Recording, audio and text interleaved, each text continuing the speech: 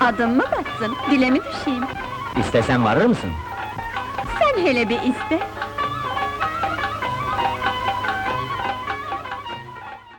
Yeşilçam'da bir kadın oyuncu olduğunuzu hayal edin. Bir sabah uyanıyorsunuz ve şehrin her yanındaki o meşhur film afişlerinde adınızın koca koca yazıldığını görüyorsunuz. Ama o afişteki çıplak kadın siz değilsiniz. Sizce o an insanın içinden bir şeyler kopup gitmez mi? Henüz 17 yaşındayken Türkiye'nin en büyük jönlerinden birinin doğum gününüze kutlama yaptığınız kafeye ekibiyle damlayıp sizi filmlerde oynatmak için babanızdan izin istemesi sizi ne kadar şaşırtırdı değil mi? Zirvedeyken her şeyi elinin tersiyle itip tam 25 yıl boyunca bir sır gibi ortadan kaybolmak kolay mı?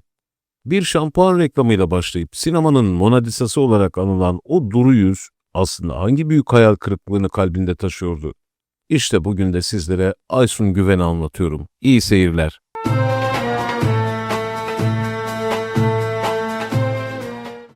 Yeşilçam'ın o buğulu bakışlı asil güzelliği. Aysun Güven. Gerçek adıyla Aysun Denemeç. 2 Ekim 1954'te Eskişehir'de öğretmen bir babanın kızı olarak dünyaya geldi. 10 kardeşten 5.'siydi. Kalabalık ve sevgi dolu bir evde büyüdü. Babasının tayininin çıkmasıyla Yalova yolları göründü, eğitim hayatı orada geçti ama asıl kırılma noktası Kadıköy'e taşındıkları o gün oldu. Bir vapur yolculuğunda yanına yaklaşan reklamcılar sadece bir şampuan reklamı değil, bir efsanenin de kapısını aralıyorlardı.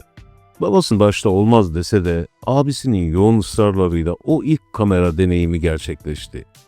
Peki Yılmaz Güney'in onu bir reklamda görüp ben bu kızı oynatacağım demesine ne demeli? Hatta işi o kadar ciddiye almış ki ekibini toplayıp Aysun'un doğum gününün kutlandığı kafeye damlamış. Babası o gün Yılmaz Güney'e hayır diyememiş ve 1971'de Kaçaklar filmiyle o büyük serüven başlamıştı. Daha reşit bile değil. Sözleşmelere annesi imza atıyor ama o sette Kadir Savun ve Alişen gibi usta isimlerin kanatları altında bir yıldız gibi parlıyordu.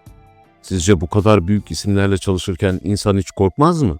1976'da Eşref filminin setinde ölümle burun buruna geldiği o kaza, at şahlanıyor, Aysun yere çakılıyor ve kafasını sert bir cisime çarpıyor. Tam 1 saat boyunca dünyası kararıyor, geçici bir körlük yaşıyor.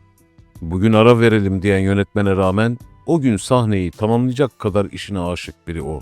Henüz 20'li yaşlarının başında bu kadar büyük bir travmayı atlatıp çekimlere devam etmek, o dönemdeki sinema aşkının en somut örneği değil de nedir? 70'lerin sonunda sinemada hava değişti, o nankör erotik film furyası her yeri sardı. Aysun Güven hep masum, dram ağırlıklı rollerdeydi ama yapımcılar ondan habersiz, filmlerinin arasına yabancı yapımcılardan alınan sahneleri montajlıyorlardı. Hayranlarından sana hiç yakışmadı diye sitem dolu mektuplar gelmeye başladığında dünyası başına yıkıldı. Kendisinin de dediği gibi, düşünsenize bir afiş var, adınız yazıyor ama resimdeki çıplak kadın siz değilsiniz.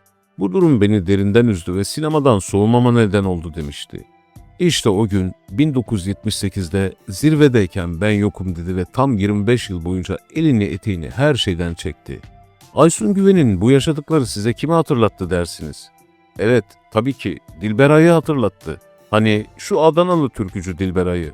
Bir ara aynı şeyleri o da yaşadı.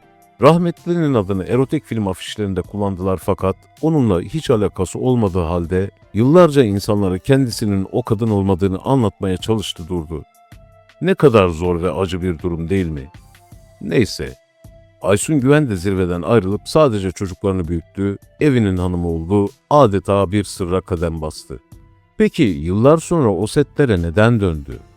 Para için mi, şöhret için mi? Hayır. Sadece o eski samimiyeti, o aile ortamını özlediği için. Bizim dönemimizde bir minibüse doluşur, sete aile gibi giderdik. Film bittiğinde ayrılıyoruz diye oturup ağlardık diyerek o günlerin vefasını anlatıyor. 2000'lerin başında Aynalı Tahir'le dönen Aysun Güven, bu yaştan sonra ezber yapamam dediği günlük dizilerde bile kendisini kanıtladı. Fatma Gül'ün Suçu Ne dizisinden Elif dizisine kadar onlarca yapımda karakterlere can verdi. Bugün torunlarıyla huzurlu bir hayat süren Aysun Güven, o dönemin nankörlüklerine ve geçen yıllara inat hala Mona Lisa zarafetini koruyor. Yeşilçam'dan bir asalet örneği olarak geçti, kalitesinden ödün vermeden, yüzündeki o masum tebessümü hiç kaybetmeden. Sahi bugün kaç oyuncu zirvedeyken onurum her şeyden önce gelir diyerek arkasına bakmadan gidebilirdi. Aysun Güven'e sağlıklı ömürler diliyoruz. Sizler de Aysun Güven'le ilgili duygu ve düşüncelerinizi yorumlardan paylaşabilirsiniz. Bir sonraki hikayede görüşene kadar esen kalın.